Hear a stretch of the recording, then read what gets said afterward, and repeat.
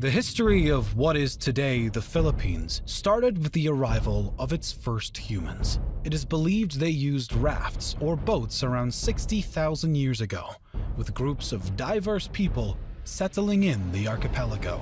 Some of these groups started to develop and expand into bigger settlements, and in the next thousands of years, they evolved into what some scholars believe to be considered early states. Austronesians and afterwards speakers of the Malayo-Polynesian languages began to arrive in successive waves beginning about 4000 BC. According to the existing evidence, a jade culture existed on these lands, starting with the Neolithic era. By 1000 BC, it is believed that the inhabitants of the archipelago had developed into 4 distinct kinds of people: tribal groups, warrior societies, the petty plutocracy, and the harbor civilizations.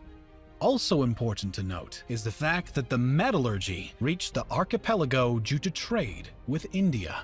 Around 300 to 700 AD, the seafaring people of the islands began to trade with the Indianized kingdoms in the Malay archipelago and the nearby East Asian principalities, adopting influences from both Buddhism and Hinduism.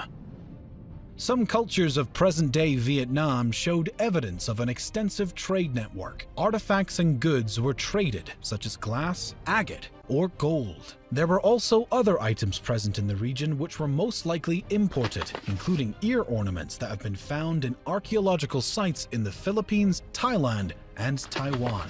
The Indian culture influenced the Southeast Asian region, starting with the 1st century. During the period of the South Indian Pallava dynasty and the North Indian Gupta Empire, Indian culture spread to Southeast Asia, and it reached the Philippines, which led to the establishment of new kingdoms largely influenced by the Indian culture and traditions. The date inscribed in the oldest Philippine document found so far, the Laguna copperplate inscription, is 900 AD. From the details of the document, written in Kawi script, the bearer of a debt, Namwaran, along with his children, is cleared of a debt by the ruler of Tondo. This is the earliest document that shows the use of mathematics in pre-colonial Philippine societies. A standard system of weights and measures is also demonstrated by the use of precise measurement for gold and other items, as well as in astronomy. From the various Sanskrit terms and titles seen in the document, the culture and society of the Manila Bay were that of Hindu Old Malay amalgamation, similar to the cultures of Java, Peninsular Malaysia, and Sumatra at the time. In the years leading up to 1000, there were already several maritime societies existing in the islands, but there was no unifying political state encompassing the entire Philippine archipelago. Instead, the region was divided into numerous semi-autonomous city-states under the rule of the plutocracy, while a number of states existed alongside the highland societies. These smaller structures alternated between being part of or being influenced by larger Asian empires like Maya Pahit.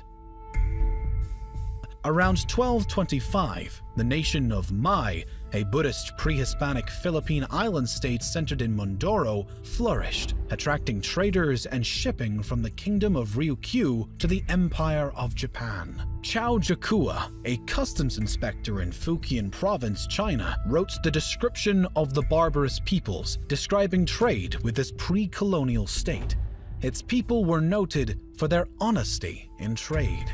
Much of what is now Indonesia was ruled by the Hindu Maya Pahit Empire. During the 1300s, this empire ruled over Luzon Island and the Sulu archipelago. As more and more influence was on these islands, skirmishes and battles also existed. Some local tribes were waging incessant guerrilla warfare against them. Eventually, the kingdoms of Luzon regained independence from Maya Pahit after the Battle of Manila 1365. Sulu also re-established independence, and in vengeance, assaulted the Maya Pahit province of Brunei before a fleet from the capital drove them out. The start of the Islamic era in Indonesia set the collapse of the Maya Pahites as its provinces eventually seceded and became independent sultanates. In 1380, Makhdoom Karim, an Arab trader born in Johor, arrived in Sulu from Malacca and brought Islam to the Philippines. Additionally, Sharif ul Hashim, an Arab Muslim explorer, established the Sultanate of Sulu by converting its previous ruler, the Hindu king Raja Baguinda, to Islam and then marrying his daughter. The Sultanate of Maguindanao rose to prominence at the end of the 15th century. Meanwhile, the religion was introduced to the area by Muslim missionaries and traders from the Middle East, Indian, and Malay regions who propagated Islam to Sulu and Maguindanao. As before, when Buddhist and Hindu cultures influenced the archipelago, the same case happened with the Muslim culture. Upon the secession of Brunei from the Maya Pahit Empire, they imported the Arab emir from Mecca, Sharif Ali, and became an independent sultanate. The new religion started to grow roots in the Philippines through conquest and conversion of local leaders in the next decades. Moreover, Islam was further strengthened by the arrival to the Philippines of traders and proselytizers from Malaysia and Indonesia. In 1521, the Spanish reached the archipelago through the expedition around the world led by Portuguese-born Spanish explorer Ferdinand Magellan.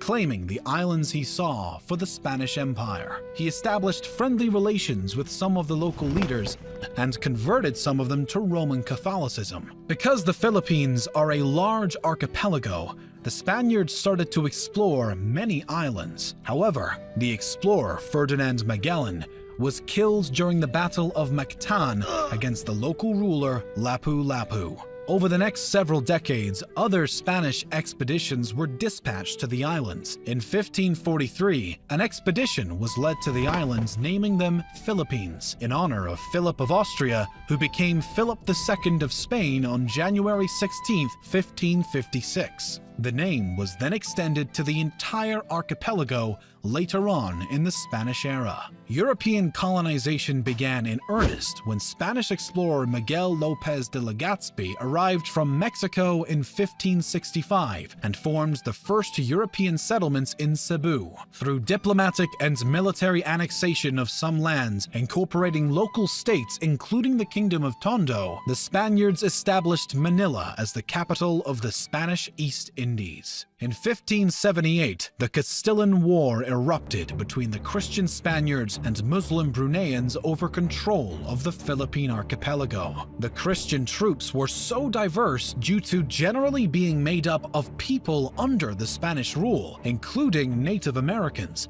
namely Aztecs, Mayans, and Incans, who were gathered and sent from Mexico and South America to be led by Spanish officers that had worked together with native Filipinos in military campaigns across Southeast Asia. The Muslim side was also very diverse though. They were supported by the Ottoman Empire, with their troops consisting of Malay warriors and expeditionary forces sent by the Ottomans, which included mainly Turks, Egyptians, Swahilis, Somalis, Indians, and others. The conflict ended with a status quo antebellum. Just 20 years after the conquest of Luzon, remarkable progress existed in the work of colonization of the islands and the spread of Christianity.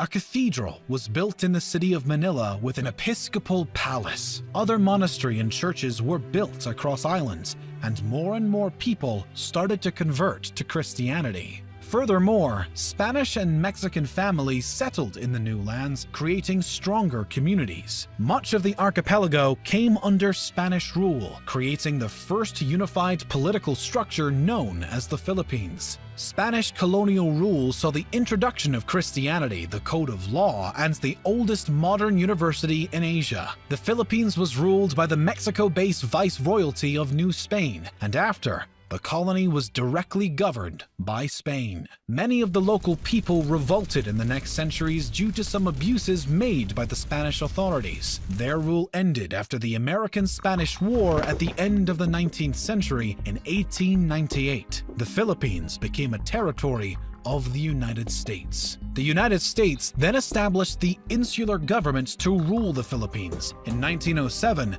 the elected assembly was set up with popular elections.